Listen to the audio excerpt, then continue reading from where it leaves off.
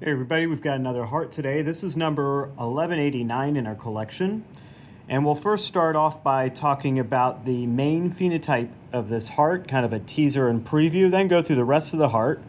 Immediately we can see that the atria are gone from this heart. They've been removed largely, and that's because this heart did undergo a transplant.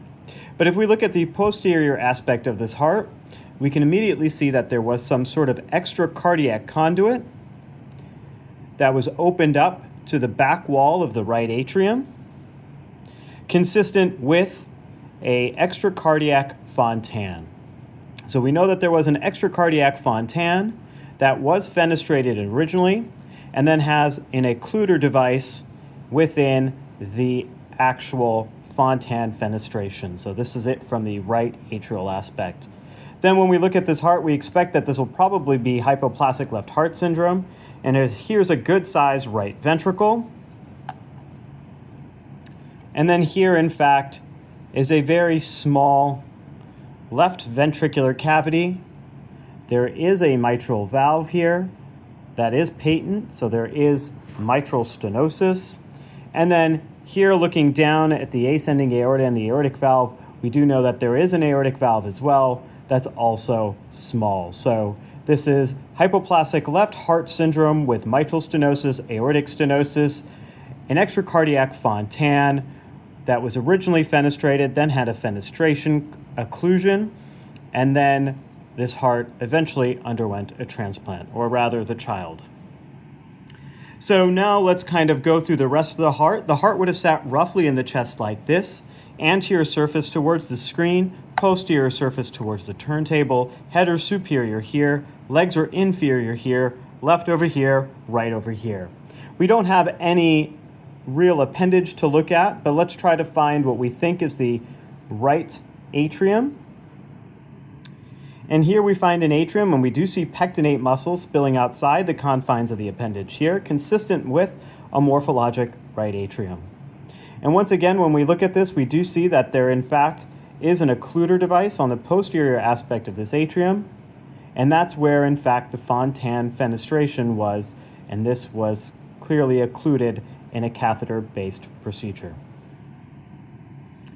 Now, we come to the right-sided atrioventricular junction, and we do see that there's a valve with 3 leaflets. My apologies. And we do see that this valve has direct connections to the ventricular septum, consistent with a morphologic tricuspid valve. And so here's the anterior leaflet, here's the septal leaflet, and then the inferior leaflet here. And once again, the septal attachments of the tricuspid valve to the ventricular septum, all consistent with the morphologic tricuspid valve. Now, when we look at this ventricular cavity here, we see that there are coarse trabeculations consistent with the morphologic right ventricle. And then when we go and open up the outflow, we do find the septomarginal trabeculation here, also consistent with the morphologic right ventricle. And in the past, I've said AKA moderator band, which was pointed out to me to be incorrect and inaccurate, which is very true. The moderator band is simply a part of the septomarginal trabeculation and not, in fact, the whole thing. So mistakes can be made, and we are now correcting those. And once again, you can see the tricuspid valve here as we get into the outflow tract here of the right ventricle.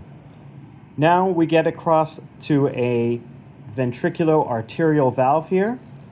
And we can see that this arterial valve has 3 leaflets, 1, 2, 3, and there are in fact 3 sinuses to this valve as well, consistent with the morphologic pulmonary valve.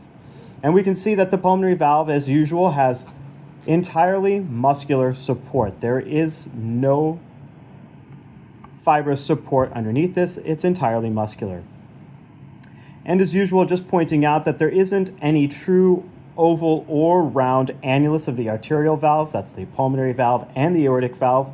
In fact, the valvar apparatus is really this crown shape with these interleaflet triangles interposed between the fibrous valvar leaflets. That's not to say that what we create by echo as a valve annulus isn't helpful. It's just to say that that isn't necessarily a discrete anatomic structure. Now let's go to the posterior aspect of this heart. Once again, we see the remnants of the extracardiac Fontan, and we see that occluder here, an atrial septal occluder device, it appears, that was used to go ahead and occlude the Fontan fenestration. Now, we won't be able to find the left atrium necessarily. We know the left atrium would have been right around here, and here's some residual of the left atrium. And now when we look down, we do find that there is a mitral valve here, and that this mitral valve is in fact patent. We can put our probe through it, and let me try to demonstrate that a little better. So the probe does go through it. So there is a mitral valve here. It is obviously small and stenotic. So this is so far hypoplastic left heart syndrome with mitral stenosis. And so here is that mitral valve looking down at it. And let me just show you what the tricuspid valve looked like once again. Here's that tricuspid valve. So a huge size difference. Now here is the small left ventricle. It's still there and it still retains ventricular cavity status. And we can see that the ventricular septum is intact, which we knew from the right side as well. And then here is the ascending aorta. Certainly hearts with hypoplastic left heart syndrome can have even smaller ascending aortas than this. And there in fact is an aortic valve here that has one leaflet and one sinus, and I apologize, it's a little difficult to demonstrate that in this video. So we do have a heart that has hypoplastic left heart syndrome, mitral stenosis, aortic stenosis, and underwent an extracardiac Fontan that was fenestrated originally and then was closed by an occluder device. And just to point out that here we can see the pulmonary valve, which becomes the neo-aortic valve. And you can see the size difference between the aortic valve and the aortic valve here and the pulmonary valve here when you look down at it.